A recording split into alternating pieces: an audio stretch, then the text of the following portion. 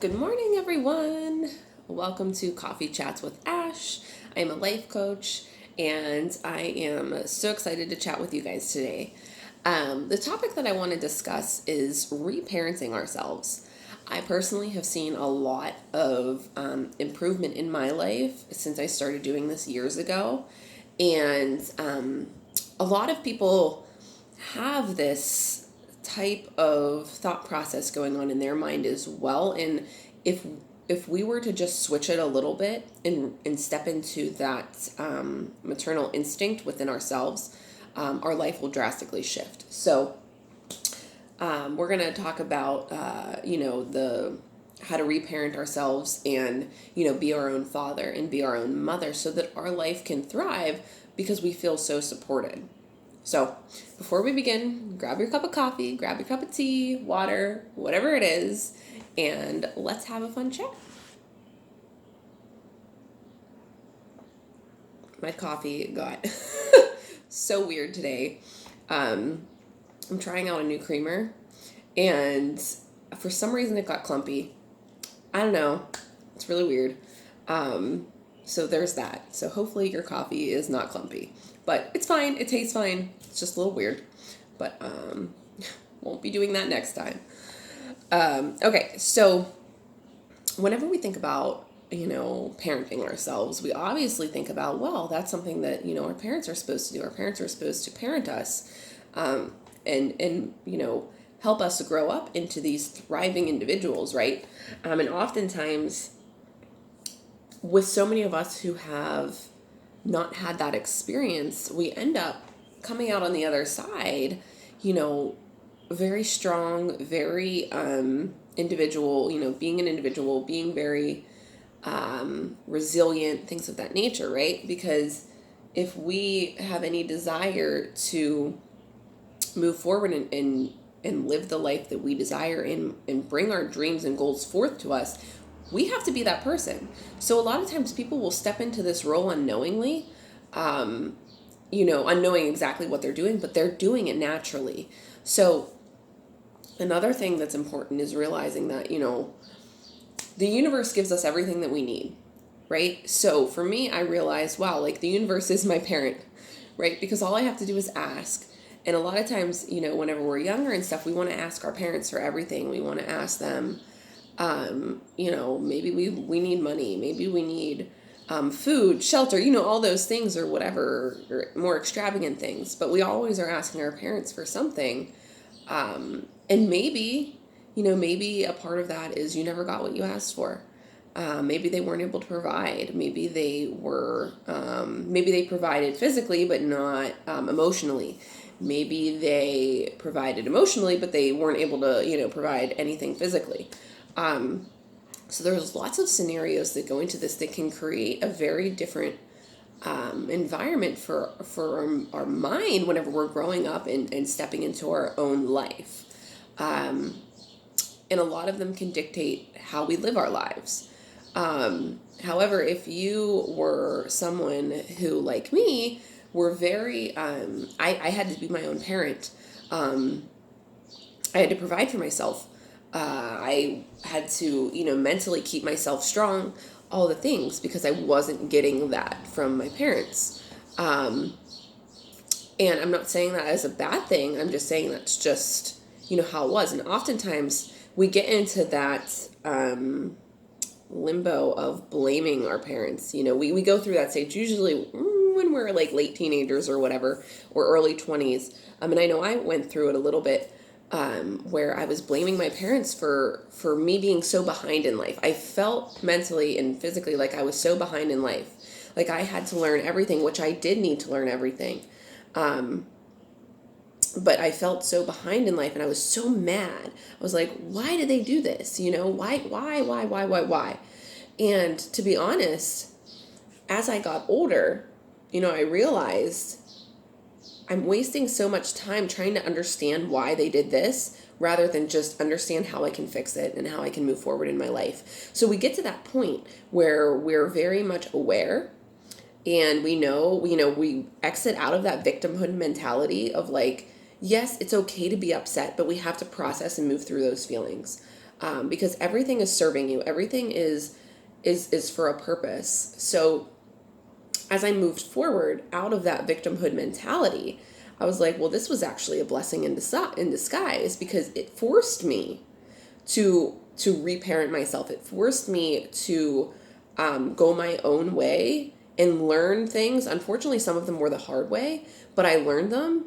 And now I feel like I'm more ahead than most people my age in some areas of my life, because I had to go through that. And I'm not saying that you have to go through hard times in order to understand, how to, manage your money or have a relationship or things like that. But oftentimes what happens is that whenever we do that, we end up, with a higher perspective of it, because we've been in the bottom of it, right? And so the higher you climb, the bigger the view, right? So that's just my take on it and how I feel about it. And then also, as I, moved forward, I realized that my parents were doing the best they could. They did what they knew how. And they did better than their parents did. Okay, so a lot of times we'll think, oh, wow, you just can't believe how they could be like this. They couldn't do things. But then you have to think, is it possible that maybe their childhood was worse than yours, so they thought they were doing 100% better for you because it was so much better than theirs was, right? So you kind of have to put things in that perspective to kind of release that anger, release that blame, release that guilt, all the things in that tension, so that you can move forward. So with that being said, it is possible for you to step into, those parental figure roles for your life. And a lot of it starts with stability. Oftentimes we look to our parents for stability. We want to be stable, right? They're supposed to be our rock. They're supposed to be there for us. We're supposed to be able to count on them, all the things. And that's not always the case. So it can lead us to feeling like we are in this position of vulnerability where we can't trust anyone, where we become fearful, we become just kind of detached from a lot of things because we weren't nurtured growing up. We weren't, we didn't always have a stable thing, mat to fall on. So oftentimes that can kind of put us in a weird, weird belief patterns and systems and things of that nature that can hinder our growth and our, ability to thrive in life. Okay, it's a little less chunky.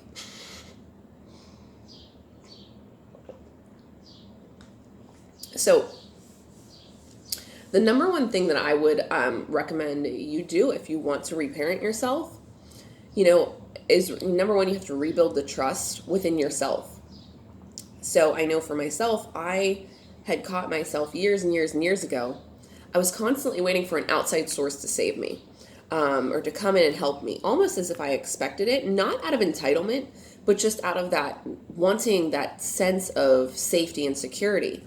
And I would think, well, something's going to happen. Something will come in and save me. Even if I get to rock bottom, something will come in and save me. And the truth is, nothing is coming in to save you. And then we learn that eventually, and we realize we have to save ourselves. We have to be that person for ourselves, right? We have to be who you needed when you were a kid.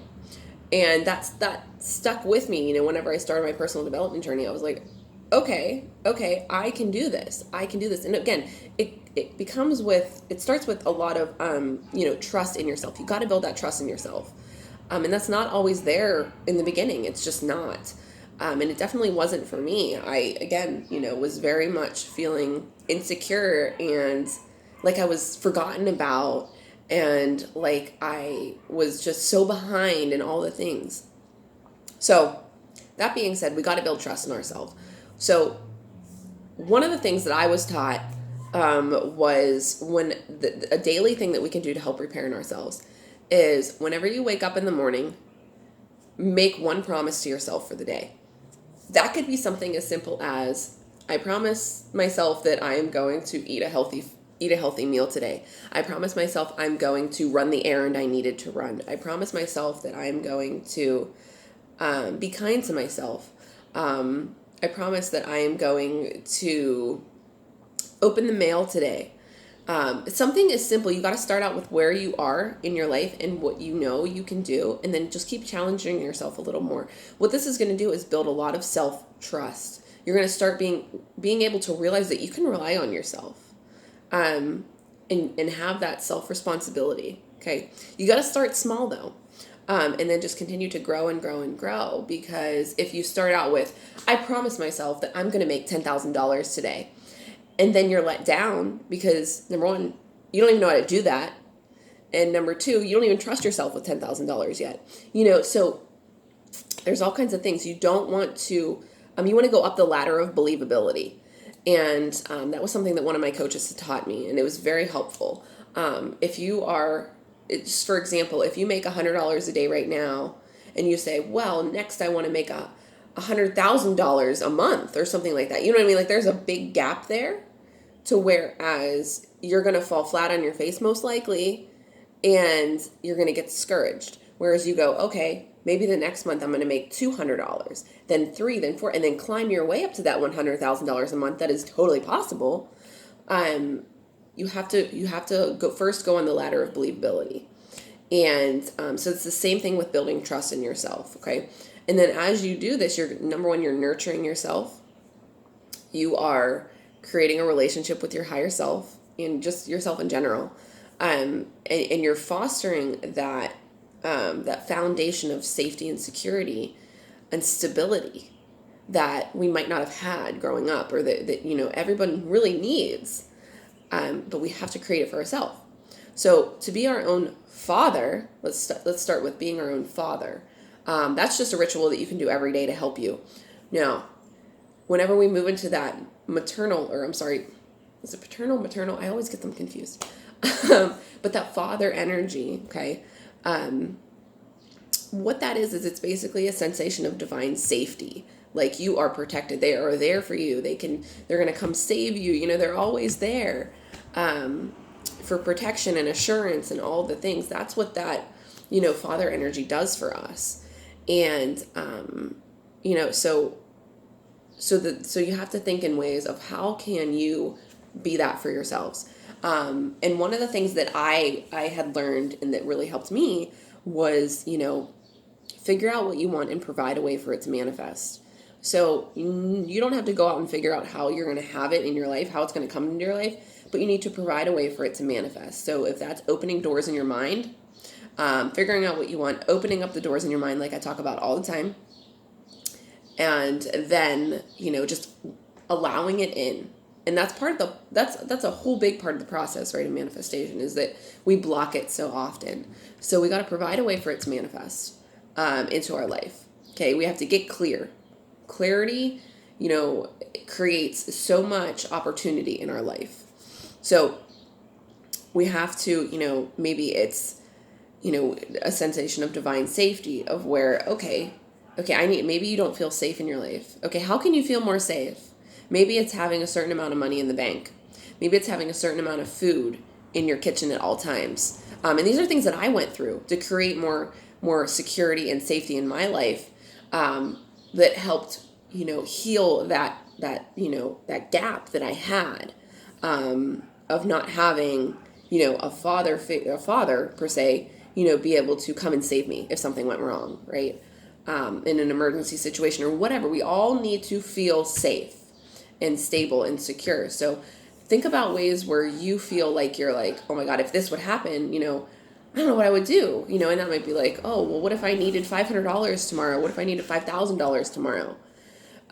So provide that for yourself, figure out what you want and provide a way for it to manifest. So provide those levels of stability to come into your life, okay?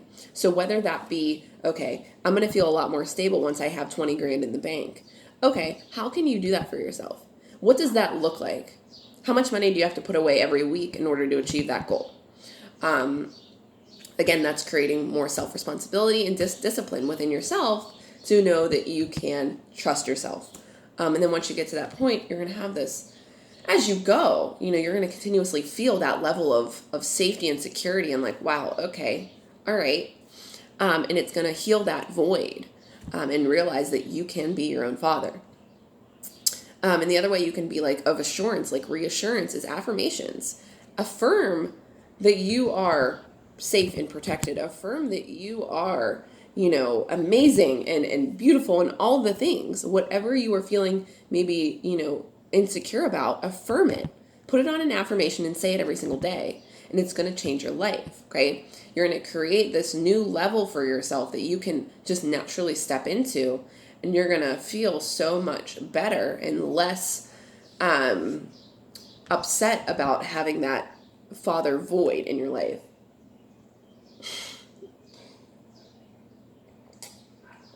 Guys, I have no idea what's going on with this coffee. I wish I could show you guys, but I don't know. I don't think that I can. So weird. It doesn't taste bad, but it's just weird. I think like the coffee grinds, I think I got some coffee grinds in it and it floated to the top. So we got all kinds of stuff going on in there. Anyways. Okay. So our mother energy. So that's more of the nurturer, the healer, the leader, the, that kind of just loving energy that we can lack sometimes. So number one, we can be our own healer. I am here to teach you that. That's basically a good basis of what I teach is, how to be your own healer, how to lead your own life and become the limitless version of yourself. So as we are, doing that, we are stepping into that mother role. So for me, it was definitely different than what you consider like your mom leading you. So for me growing up, it was more of like, my mom was like, I don't want you to do what I do.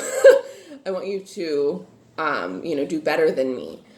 So I didn't really have that role model per se of what I could aspire to or what I could do. It was more of like, okay, don't be like this. And I'm not saying that in a bad way. It's just, it is what it is, right? And we have to acknowledge that with ourselves. And I acknowledge that at a very young age that I am going to be my own person. And I don't want to be like my parents. And again, I'm not saying that in a bad way. But you have to realize that otherwise a lot of times we become our parents, right? We become just maybe spitting images of them, and we just repeat their cycles. So this is where we have to break the cycle, right? That's all about, healing and growing. It's breaking the cycles. And unfortunately, a lot of the cycles come from our parents because they're passed down through generations. And once it gets to a point where you can break it, you want to break it. So that point was me. And it's nothing against my parents for that. It's just, it was my job. Hey. So anyways, so being the nurturer of your life, I apologize guys. Knock it off. Stop. Please. Stop. Hey. Being a nurturer of your life, is just, again, nurturing yourself where you feel that you need nurturing. Be loving, be kind. Being kind to yourself is like one of the biggest things, because oftentimes we want to criticize ourselves. We want to continuously put ourselves on I should have did this better. I didn't do this right, or whatever, all the things, and we want to continuously criticize ourselves. But whenever we step into that role of, kind of shifting our mental thought process of, I did this well, and I can do better next time. I did this well, I can do better next time. I'm learning, I'm growing, I'm a work in progress. This is great, I'm doing great, all the things. And saying those things to yourself. I didn't have anyone saying that stuff to me. I didn't have anyone saying, you're doing the best you can with what you were handed. And now I do, from a good bit of people. But, back then, I didn't. So what we need to do is then create a healthy balance of the two, and so that we can have a flourishing life, and our inner worlds are basically mended together, and we can then move forward, with that healthy balance, and we feel stronger, we feel solid, we feel secure, we feel all those things. So it's necessary to have a nice balance of both so that you don't get, in my opinion, just so that you're not, stable, but you have no, you're not kind to yourself. You might have a lot of money in the bank, because you are, you feel safe and protected, but you're not kind to yourself about anything. So you obviously want to have a nice balance. So that's how we reparent ourselves. So again, I would start out with, just creating a promise to yourself every single day. And I advise writing it down. It just makes it more concrete and more real. And then you can go back every night and, write down how you did it, how you kept that promise to yourself. And then as you go, you're going to realize you're going to start seeing it, physically on the paper, and it's just going to make you feel really good. So that's my coffee chat for today. Let me know if this was helpful for you guys, or if maybe this is something that, you need more guidance on or more help with, or if you have a similar situation. And, so I will chat with you guys next week, and I hope you have a wonderful rest of your weekend.